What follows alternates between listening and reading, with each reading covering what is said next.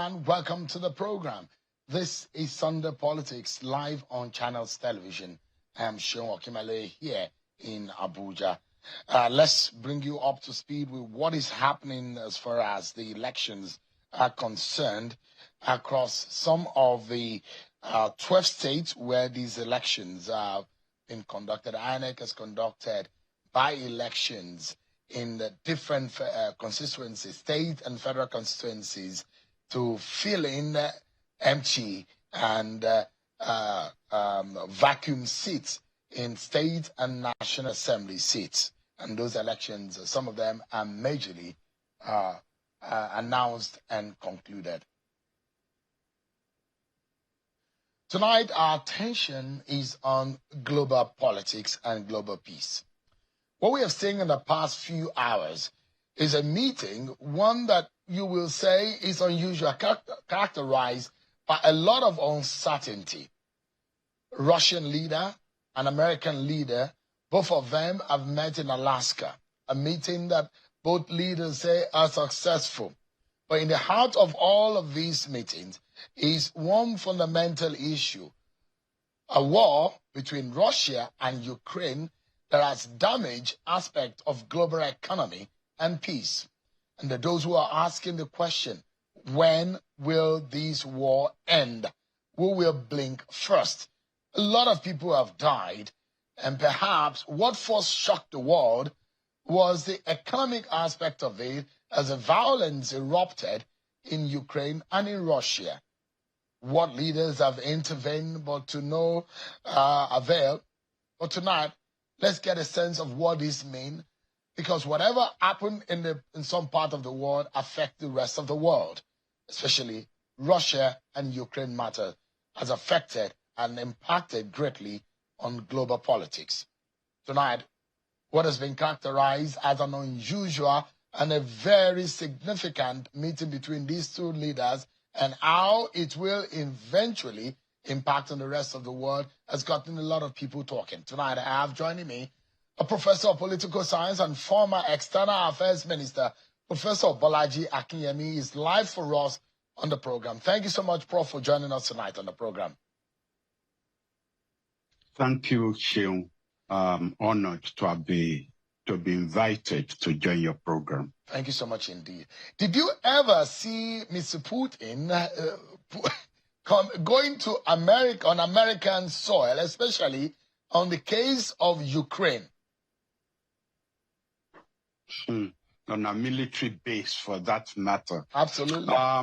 These are interesting times diplomatically. There are losers and there are winners. Now let's first talk about the losers on the Alaska summit. The first is the international community, because there is an outstanding International Criminal Court warrant for the arrest of Putin. And yet the United States allowed him on American soil. Yes, it is true that the United States is not a member of the ICC, the International Criminal Court. So to that extent, the U.S. could claim that it is not legally under, it's not binding for it to have arrested Putin. But as the most powerful country in the world, its behavior undermined the legitimacy of the ICC, the International Criminal Court. So, the court is a loser, but it is the international community that got together to sign the Treaty of Rome in order to prevent things like genocide, the international humanitarian law against war that set up the ICC, which is a loser. That's number one. Second is Europe. This war is being fought on the soil of Europe, and yet Europe was sidelined. It was not invited to Alaska.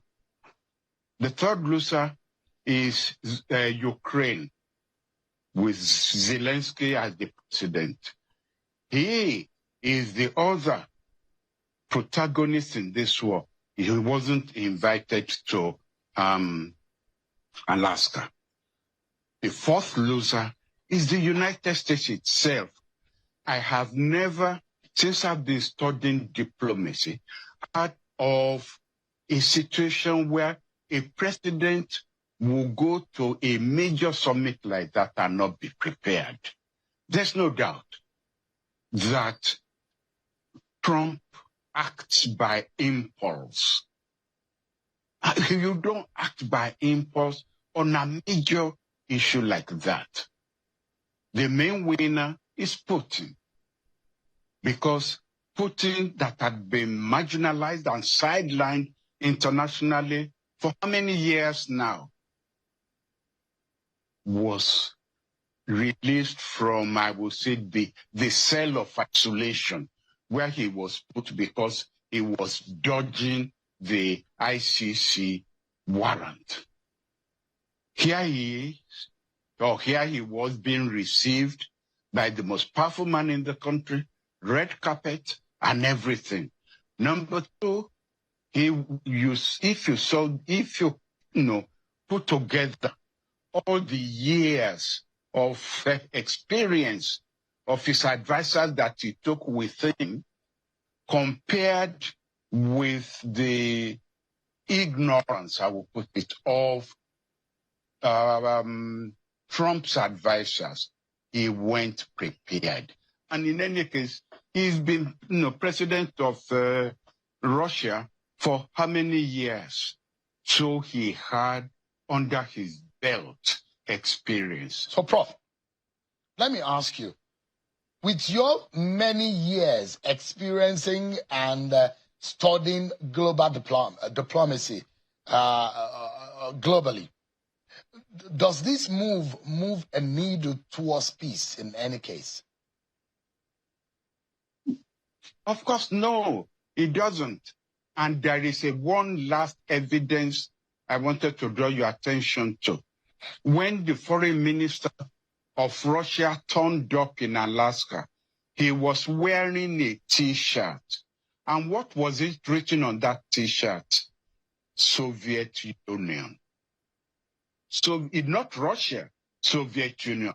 In other words, the aim of Putin was to reconstitute the Soviet Union that was dissolved, when the Soviet Union fell into pieces. And he was telling you that his first nation he was going to grab was Ukraine. So he didn't move towards peace at all, because Ukraine had let it be known, and Europe had let it be known that they were not going to allow Russia to swallow Ukraine. Because if you allowed Russia to swallow Ukraine, they know that other nations like Georgia, like, all the Baltic countries that were part of the Soviet Union before were going to be the next target. So that Alaska summit did not move the world, did not move Europe, and did not move even the United States towards peace, a peaceful resolution of the war. The bullets were being shot kilometers away, several kilometers away, but the impact was being felt in several countries of the world. First, we saw the issue with grains and the shortage and the energy crisis in several parts of the world. And even the economies of Nigeria and some part of the world felt it. Now, the stock and the markets are going to be watching what is going on. How much of an impact will this make when the world wake up tomorrow morning on this meeting? How significant do you think this could impact on global economy?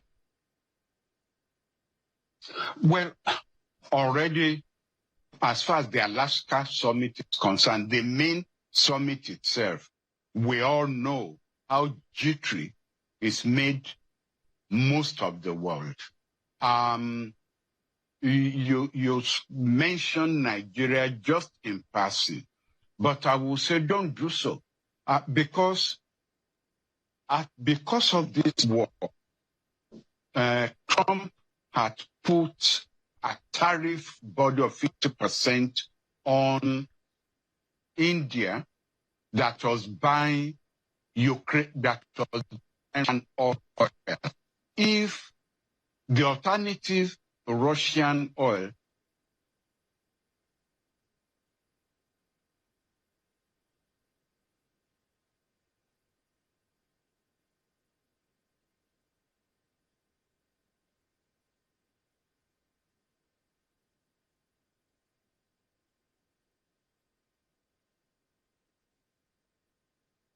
on the implication.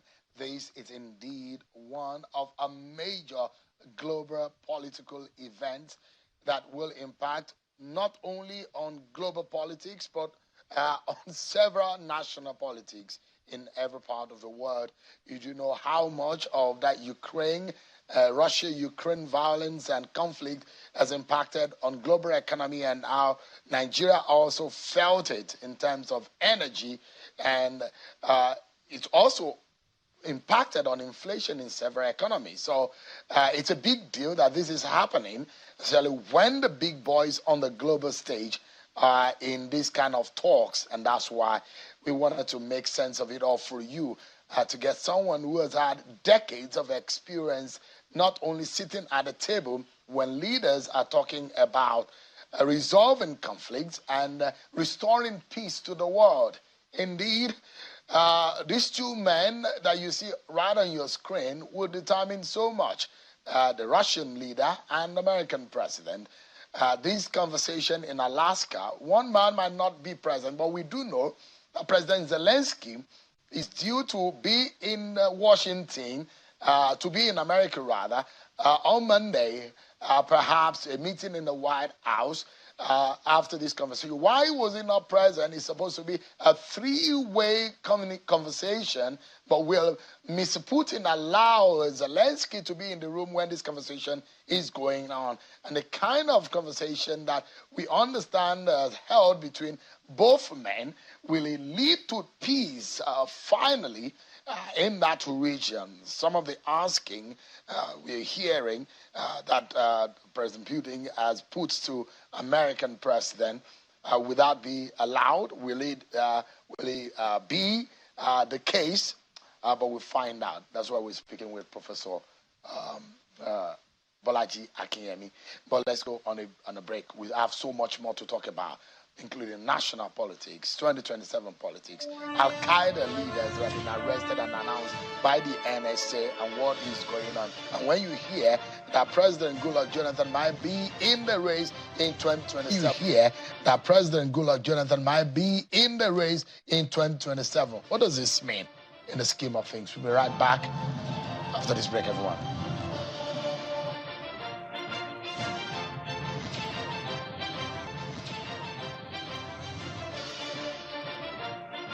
So much, everyone. Let's get back to Professor Bolaji Akinyemi, a former External Affairs Minister, Professor of Political Science, who is making sense for us what the Alaska Summit will be for global peace and order. Prof, thank you so much. Apologies for the outage of the connection there in communication. But give us a sense, and I was concerned about the economies of the world, of which we are a part of it, in terms of food, in terms of energy, in terms of transportation. A lot of things changed when that war started. From your own point of view, I know that Mr. Putin was bringing a lot to the table.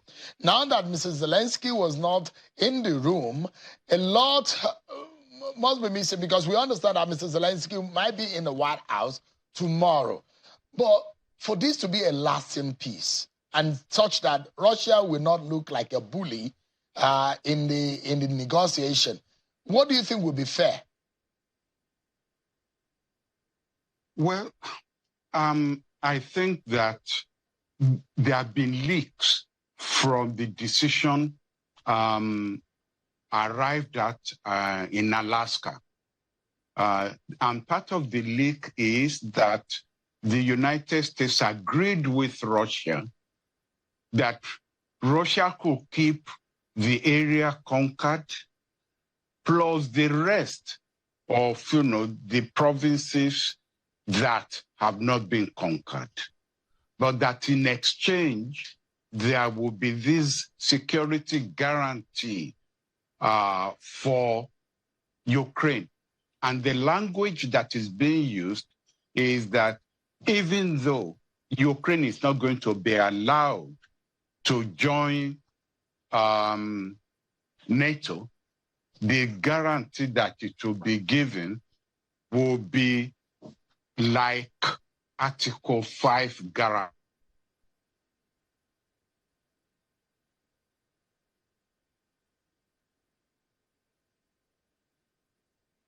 Seems to be having some troubles again with the connection with Prof.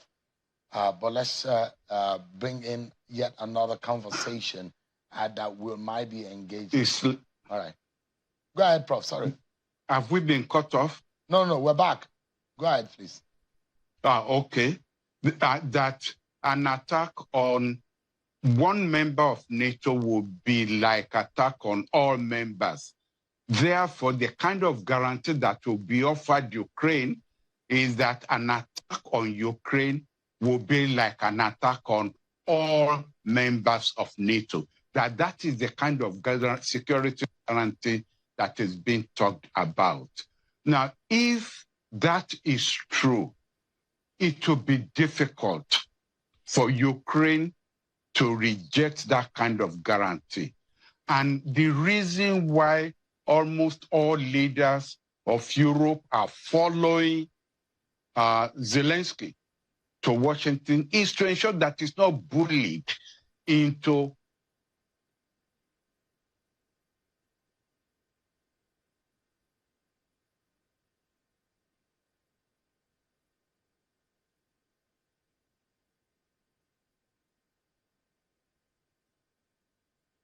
All right, then. So much of a trouble tonight with the connection. But let's take a look at some other issues relating to Nigerian local politics here. Since Prof is back. All right. Sheung, am I back? Yes, I can hear you now, Prof. All right. No, I was saying that we seem to think that the war between Russia and Ukraine is a localized war. It isn't. Russia, since the time of the Soviet Union, had always been regarded as a danger to the whole of Europe. That's why NATO was formed. So in a way, in Europe, European leaders following Zelensky to Washington is a message to Trump himself that what affects Ukraine affects the whole of Europe. And to that extent, they are showing support for Europe, for Ukraine. But I must have say that the reason NATO was formed was that without the United States, Europe cannot stand up to Russia. And that has never changed. So I'm hoping that the meeting on Monday in the White House, Trump will keep that in mind, that it is not only the interests of Ukraine that are in danger, it is the interests of Europe. I was, before we got cut off, trying to point out that if Trump decides to do to Europe, European countries buy oil from Russia, what he has done to India, then Nigerian oil will be at a premium as an alternative to people who don't want tariffs as a punishment on them for buying Russian oil. So Nigeria could find itself being affected by what has been going on in Europe in the past 48 hours. We have to watch very closely what's going to happen tomorrow. It's not a foreign, yes, it's a foreign policy issue, but it also can become a domestic economic issue for a country like Nigeria.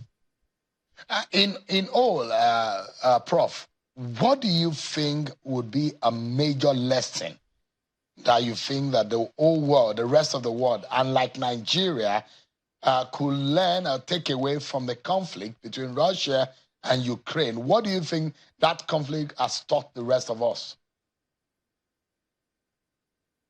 It is a big lesson for countries in the global south.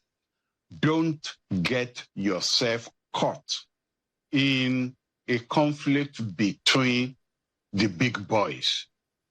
In a way, Putin is absolutely right that he had an understanding with the United States that NATO countries, that when there was the disintegration of the Soviet Union, there was an agreement that NATO will not move east to share a common frontier with Russia.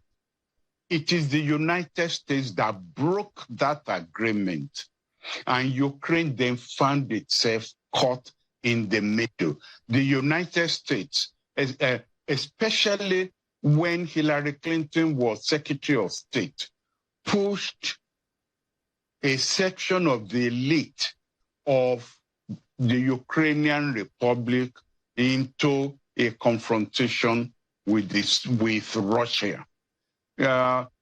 Fortunately, we have short memories because there are so many crises going on in the world. But I remember that it was the CIA that encouraged a coup in Ukraine that overthrew a president that was supposed to have been pro-Russia, and he had to be airlifted by helicopter out of the presidential ground. And there's a recording of Hillary Clinton saying, no, this is our candidate. This is the person we want. We will make money available for the election. So Putin is right that there was a coup in the Ukraine to start with before Zelensky then won the so-called election. But the direct answer to your question is, don't let nations in the global south avoid becoming pawns in the conflicts between nations in the global north. Let us define our own national interests very narrowly, that it does not become part of the national interest of any of the global powers, whether it is Russia, whether it is the United States, whether it is China. We should all be careful. And especially a country like Nigeria, that we call ourselves the biggest black power in the world. We should pay very close attention to the implication of what we call ourselves. The black population of the world look up to us. And to that extent, we should take ourselves seriously, and we shouldn't get ourselves caught on the side of any of the global powers. We ourselves are a medium power, and we should be serious about that. Professor Bolaji Akinyemi, words of wisdom there. And for whoever is listening, I think this is enough. For what they say is enough for the wise. But thank you so much for sharing your decades of experience in diplomacy and global politics with us tonight. Professor Bolaji Akinyemi, a former Minister of External Affairs and Professor of Political Science. Thank you so much indeed for tonight. Thank you. Thank you very much. Prof. Let's switch gears now and talk about examine issues on shaping Nigeria's politics, such as security and democracy, from the arrest of Al-Qaeda-linked Ansaru leaders to a Canadian court ruling describing the APC and PDP in the same breath as terrorist groups, to questions about campaign promises of the present government, opposition politics, and even talks of former President Goodluck Jonathan throwing his heart in the ring ahead of the 2027 presidential election. What are the stakes? Tonight, I'm being joined by a former senator, do I say a former activist, a public intellectual, Senator Shehu Sani, is live for us tonight. Thanks so much, Senator, for joining us tonight. Thank you.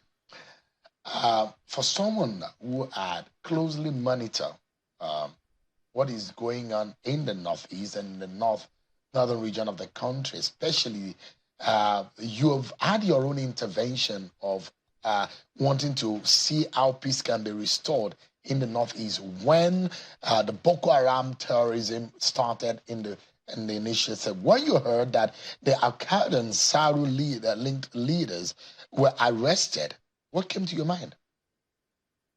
Thank you for having me in your program. Well, it is a fact of history that in the last 15 years, the northern part of this country has come under sustained attacks by a plethora of terrorist groups. In the Northwest, it's been known to be bandits who exist in clusters, with Zamfara being the hub. They kill, they kidnap, they extort ransom from people. And in the northeastern part of Nigeria, you have a defined, organized terror groups with local and global networks.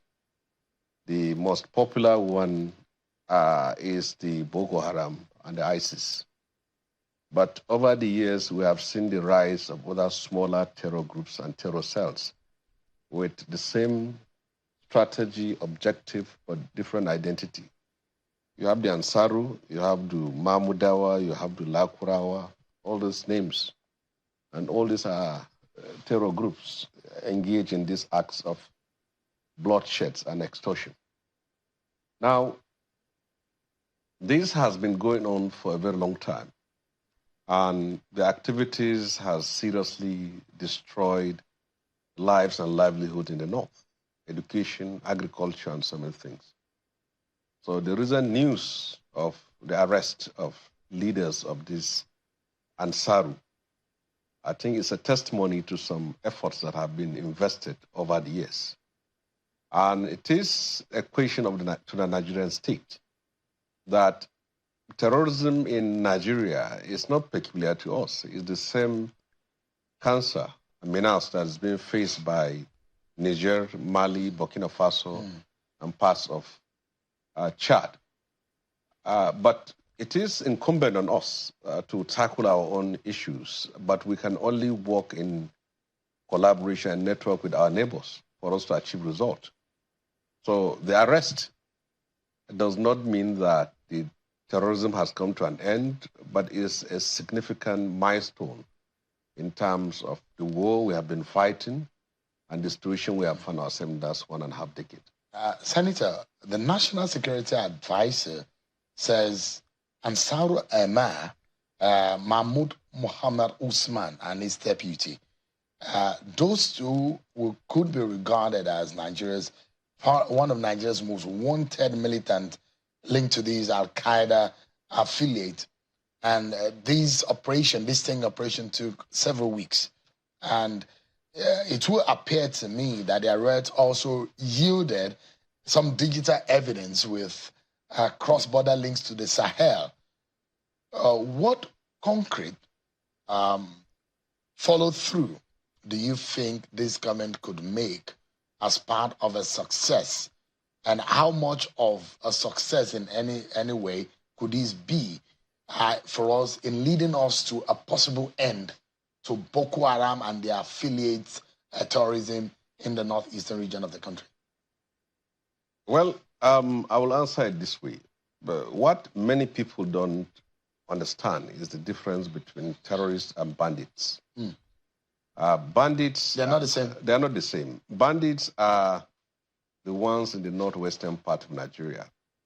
So these are gangs of criminals that exist in small clusters.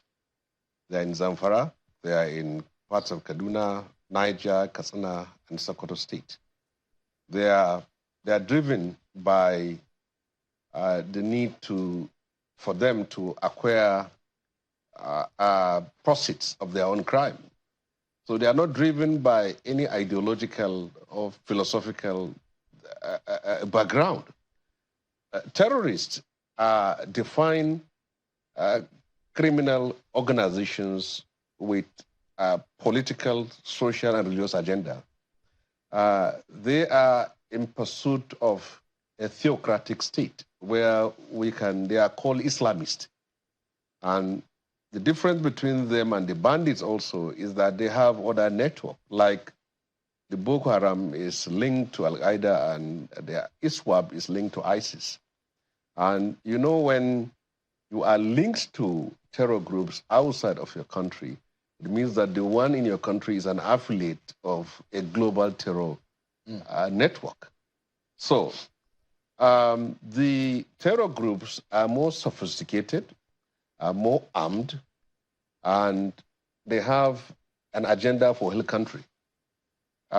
If you talk of the bandits kidnap, extort money, and release their suspect.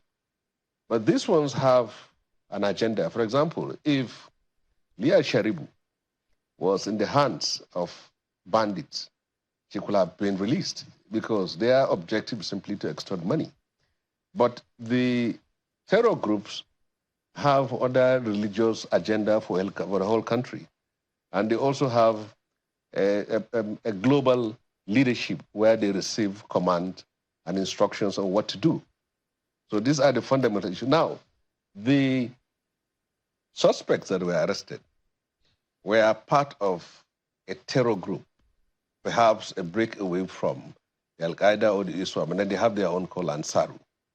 So if an Ansaru is in control of a village, they will impose their own aspect of Islamic rule, and they have an imam, and they have code and other ethical stipulations for their own society. Now, this is what they do. So the arrest of these two persons is a major victory for Nigeria. Is there something that we do not know? Something more that you can tell? The Ansaru Emir, that's how he's being regarded, yes, and his deputy. How powerful are they in the scheme of things? Well, when they said this is an Amir, it means that he's the spiritual leader of that group, and he is also the link between that group and its external organ. And he is also the main supplier of logistics to the activities of the group. So when such kind of person is apprehended, is a major setback for the group and a major victory for the country in terms of being able to annihilate that aspect of terror groups we are linked with. Their arrest will not bring an end to terror attacks in Nigeria, but for that very group which they lead, at least there is a strong seal that has been imposed on them. And it is demoralizing for other members when their leaders are arrested. And it's also a step forward to the ultimate aim of achieving victory over the terror group's network countrywide. And discussing this in the same breath, it's ironic and very interesting, actually. The ruling in Canada about, although the two political parties have reacted to this, when that kind of situation happened, do you think that is an overreach, or it reflects just a bit of what that organization, that entity feels about what APC and the PDP as political parties stand for? You see, a lot of things are said about our country, and we seem to belittle our prestige and our role in history. That is why you hear people outside of the country calling Nigeria a nation of scammers, of fraudsters, a corrupt people, and terror and whatever. But if you go through history and see the role Nigeria played, there is no country in this continent or outside of this country that has made enormous contribution to global peace and stability. I will go a bit of history. Before Nigeria's independence during the Second World War, Nigeria was drafted to fight in Europe. Nigerians fought in Europe against the Nazi Hitler. We fought in East Africa when Mussolini was trying to occupy Somalia and Ethiopia. Nigerians were in Burma. Nigerians were in Philippines. These were the record before even our independence. Just immediately after our independence, 60s, Nigerians were in Congo to restore peace and order. And you see the role we played in the 80s in terms of bringing peace to Somalia under UNISOM. And see the role we played in Liberia and Sierra Leone. We are also in the forefront of the fight against apartheid colonialism in Southern Africa, particularly in South Africa. We lend support, logistics, and training to the revolutionary fighters there. We've supported MPLA in Angola. We supported Frelimo in Mozambique.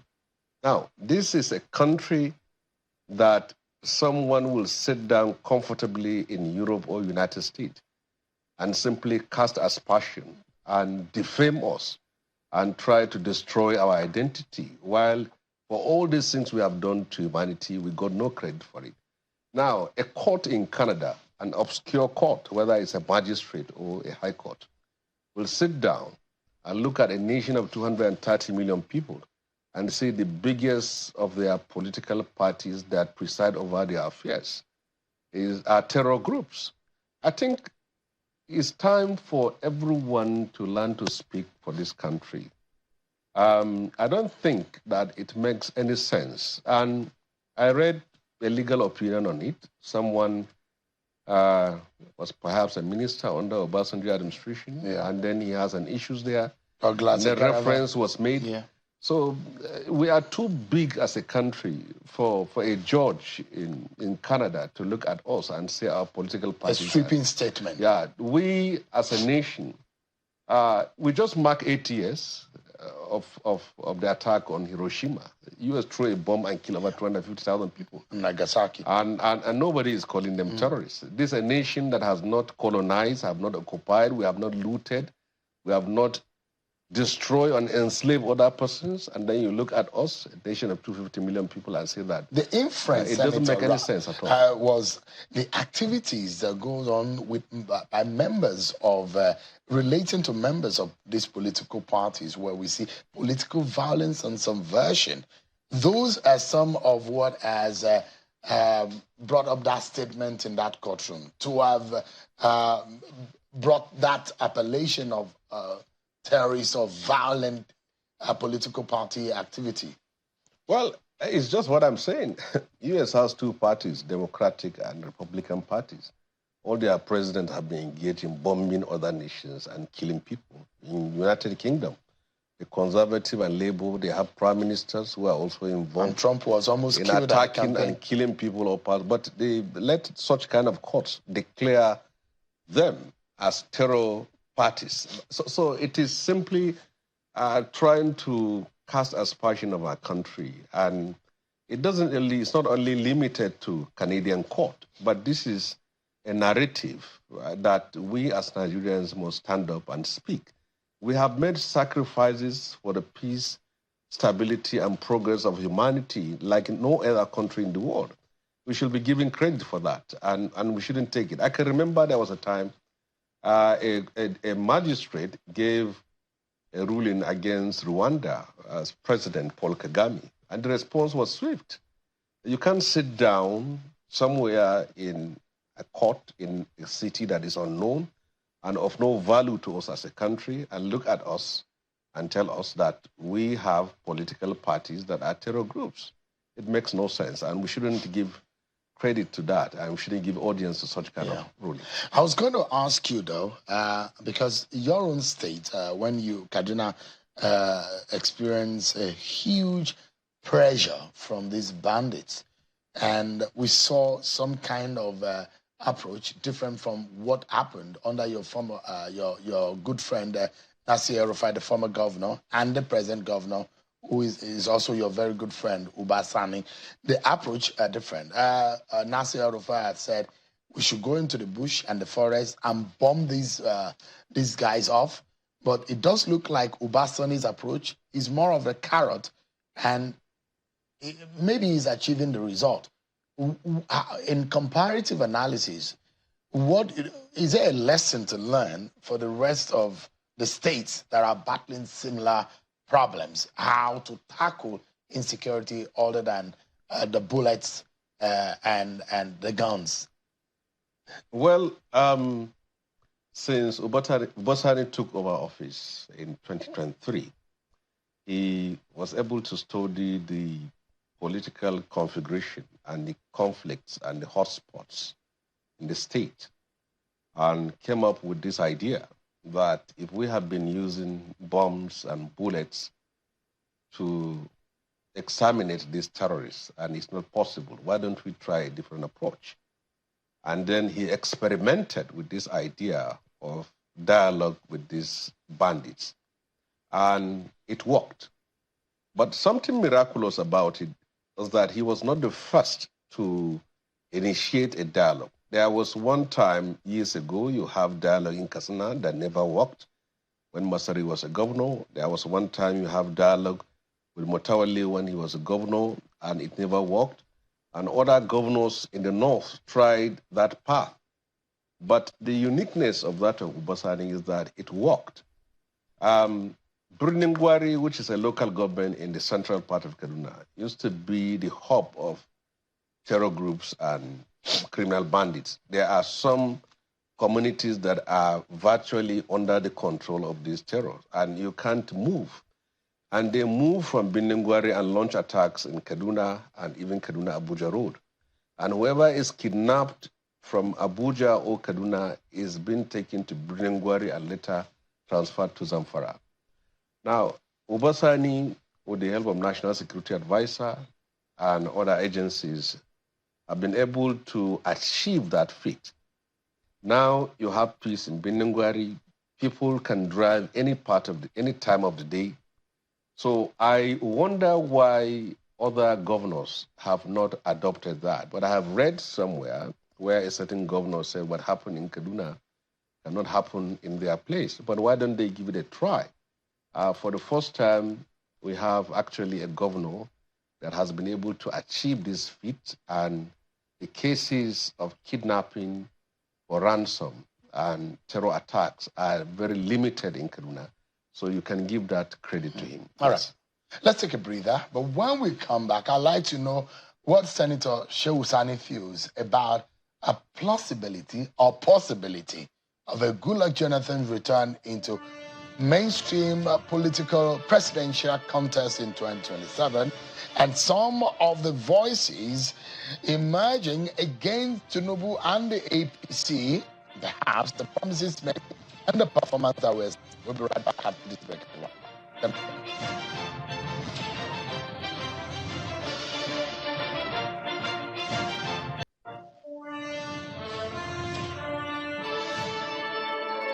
Thanks so much, everyone, for staying with us. Our closing moments now with Senator Shehu Sani.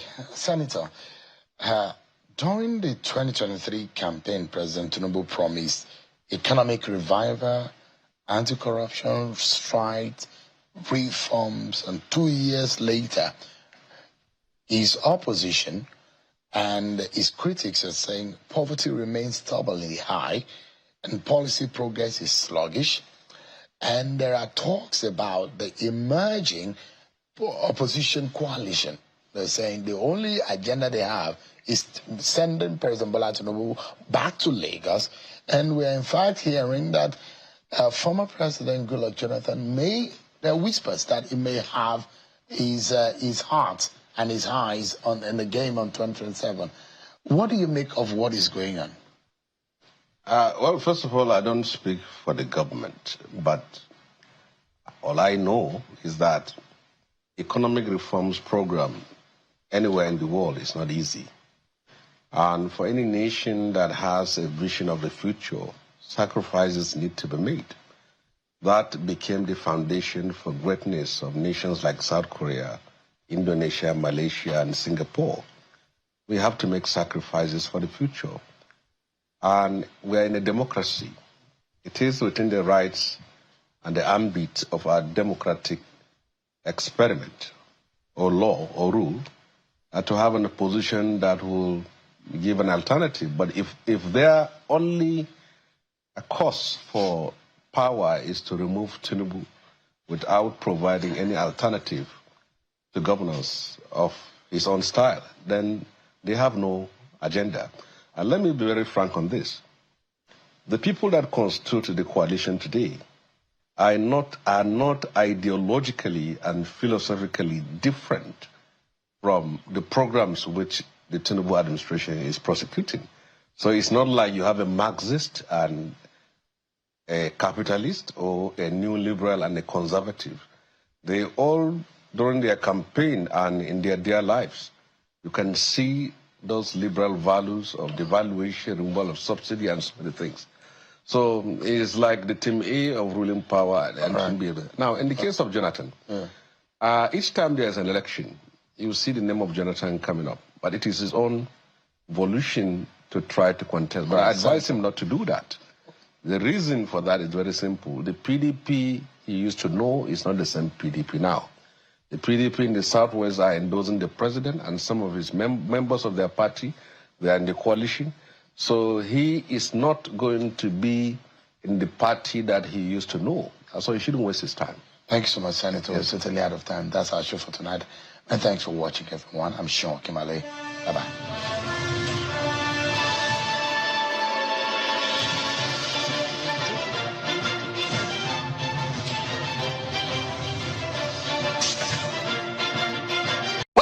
To what he bet. The thrill is called. Sports bets and casino games, the stakes are rising. Play your way, the chance is near. With competitive odds, the win is clear. What he bet smart, win big, feel alive. Lightning pay.